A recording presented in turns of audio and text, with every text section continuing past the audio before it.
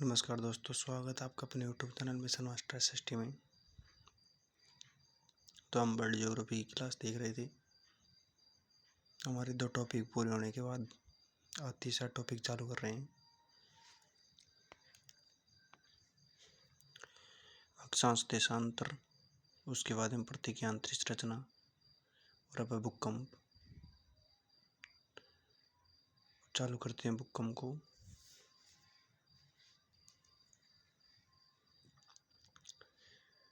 तो सबसे पहले भूकंप क्या है कि पृथ्वी की सतह पर आंतरिक व बाह्य बलों के कारण पृथ्वी की जो ऊपरी सतह है उसके अंदर अचानक कंपन होने से जो कंपन होता है उसके अंदर दरार होता है या फिर वो कुछ पृथ्वी के अंदर जो कुछ निकलता है उसे बोलते हैं भूकंप।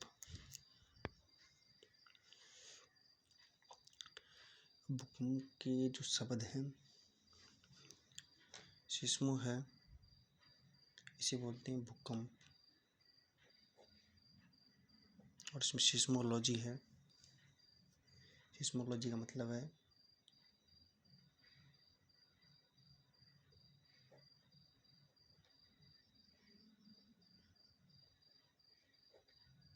भूकंप का अध्ययन। और सिस्मोग्राफ है। सिस्मोग्राफ को बोलते हैं भूकंपीय तरंगों का मापन करने वाला यंत्र।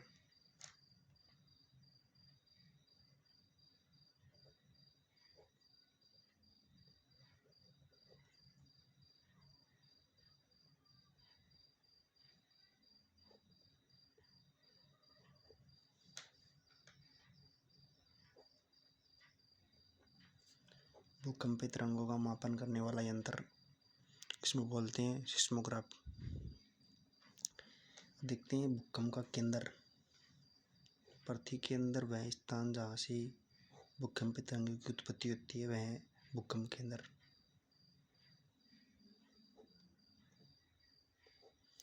पृथ्वी के अंदर से मान लीजिए ये पृथ्वी है, इसके अंदर से कोई भी दरार उत्पन्न होती है। ये पृथ्वी का ऊपरी सतह है, इसके अंदर जो सबसे पहले यहाँ पे टकराती है वही है भूकंप केंद्र।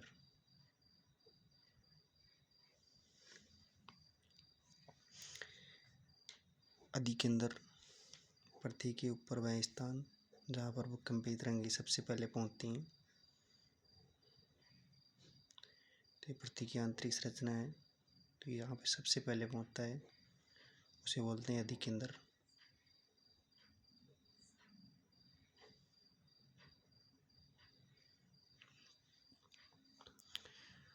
और जो समभूकंप रेखा है, मतलब समान भूकंपीय तीव्रता को मिलाने वाली रेखा। समान भूकंपीय तीव्रता को जो मिलाने वाली रेखा है उसे बोलते हैं समभूकंप रेखा। दोस्तों ये ज़्यादा तो इम्पोर्टेंट है अधिकेंद्र, इसको याद रखना क्योंकि ये काफ़ी बार एग्जाम पूछा गया है। अब देखते हैं भूकंप का वर्गीकरण। भूकंप का वर्गीकरण 3 आधारों पर किया गया है। 3 प्रकार बताया है। सामान्य भूकंप है, इनकी गहराई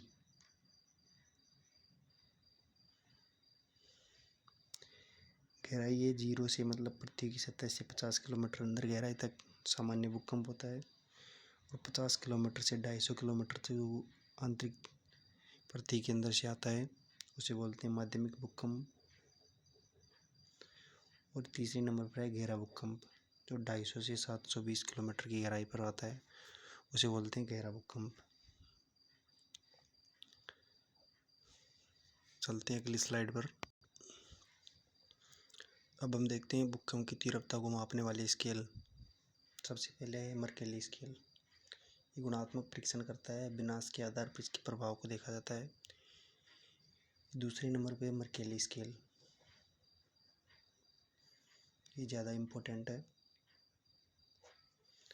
क्योंकि भूकंप की जो तीव्रता मापते हैं वर्तमान समय में रिक्टर स्केल से मापते हैं। और ये मात्रात्मक परीक्षण है, ये लॉन्ग आधारित स्केल है। इम्पोर्टेंट लगा लेना क्योंकि ये नया नाम है।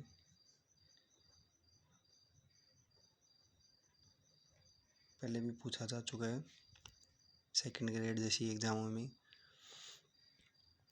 इसमें मान पिछली संख्या की तुलना में अगली संख्या का मान 10 गुना बढ़ जाता है। दोस्तों इसके जो पहली संख्या है उसकी तुलना में अगला मान है जो 10 गुना बढ़ के इतनी तीव्रता से भूकंप आता है।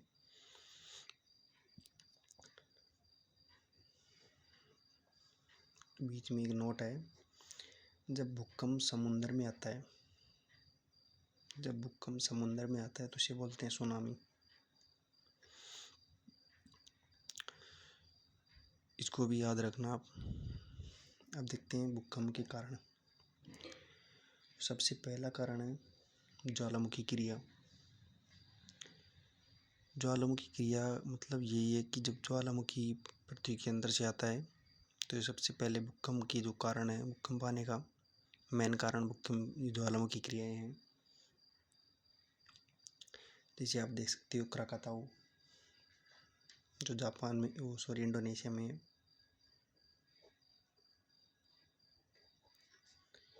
ये ज्वालामुखी है।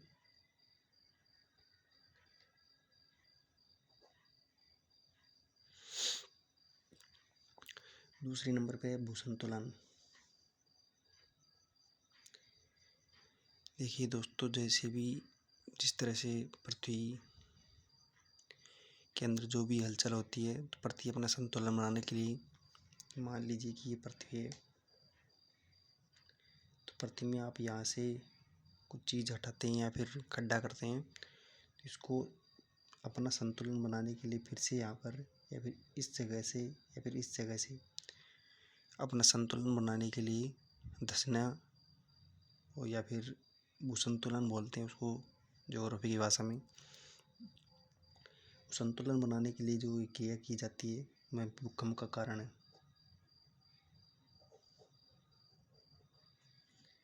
क्योंकि भूसंतुलन बहुत ज़रूरी है पृथ्वी के अंदर। तीसरे नंबर पे है भ्रंश।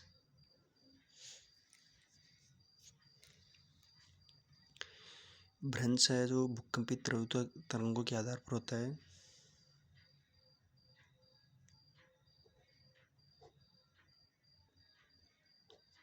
भ्रंश भूकंपीय जो तरंग है उनके आधार पर होता है। और चौथा है प्लेट टेक्टोनिक थ्योरी। इसके प्रतिपादक हैं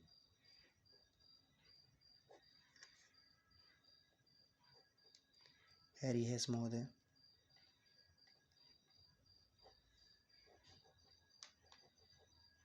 इसको हम पढ़ेंगे, जो इसका एक मतलब सेकंड ग्रेड एसएसटी में एक टॉपिक दे रखा है प्लेट टेक्टोनिक थ्योरी। इसको हम विस्तार से पढ़ेंगे। तो अब देखते हैं जो भूकंप की जो प्लेटें हैं उसको 3 भागों में बांटा गया है। सबसे पहले प्लेट है रचनात्मक, दूसरे नंबर पर विनाशात्मक, तीसरे नंबर पर है संरक्षक प्लेट। जो रचनात्मक प्लेट है ये दोनों अलग अलग दिशाओं में जाती हैं तो इसे बोलते हैं अपसारी प्लेट। इसे बोलते हैं अपसारी प्लेट। इसका उदाहरण देख सकते हैं आप।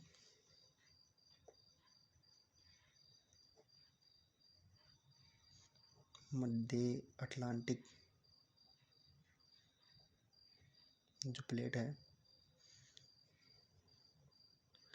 इसको उदाहरण आप देख सकते हैं। दूसरे नंबर पे विनाशात्मक, सर्वाधिक विनाशकारी प्लेट है ये दोनों, क्योंकि आपस में टकराती हैं और इसे बोलते हैं विसरण प्लेट।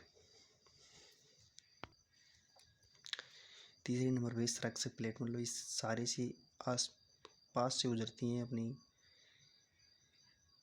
ये 1 नंबर प्लेट और ये 2 नंबर प्लेट पास से गुजरती हैं, एक दूसरे के सहारे खिसकती हैं ये। दोस्तों आशा करता हूँ कि ये स्लाइड आपको समझ में आई होगी। इनको आप मेन इनका नाम न याद रख के इनका जो ये उपनाम है इनको याद रखना, क्योंकि एग्जामिनर इनके उपनाम पूछता है। अब देखते हैं अगली स्लाइड।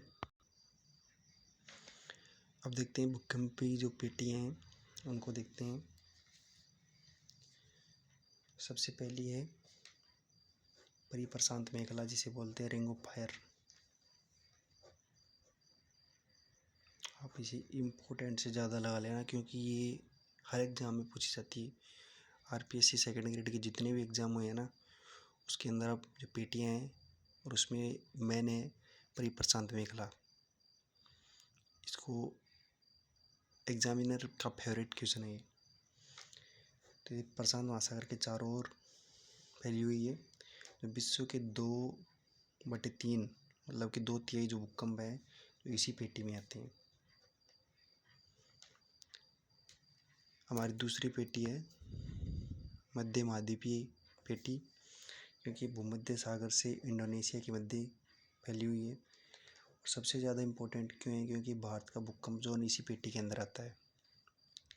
ये भारत का भूकंप जोन इसी पेटी के अंदर आता है, इसलिए हमारी दृष्टि में ये इम्पोर्टेंट क्वेश्चन है, क्योंकि ये हम भारत के रहने वाले हैं। तो भारत की जो भी एग्ज़ाम होगी, जहाँ पे भी जो भी स्टेट में, उसके अंदर भारत के भूगोल जो टॉपिक होता है उसके अंदर, और जो वर्ल्ड ज्योग्राफी का जो टॉपिक होता है भूकंप का, उसके अंदर ये जोन पूछा जाता है और काफ़ी समय से पूछा जा रहा है। तीसरी नंबर की प्लेट है अफ्रीका की महान भ्रंश घाटी, जिसे बोलते हैं ग्रेट रिफ वैली अफ्रीका।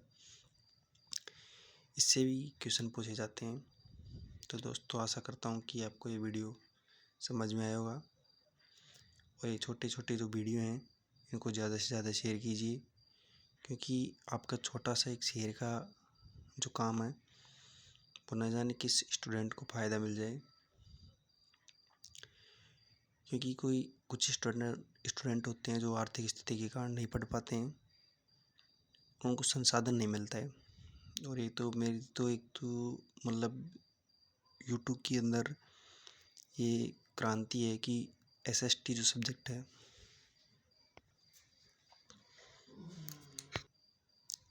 सब्जेक्ट की जो निःशुल्क क्लासेज मैं आपको दे पाऊँ। ओके दोस्तों, जय हिंद, जय भारत।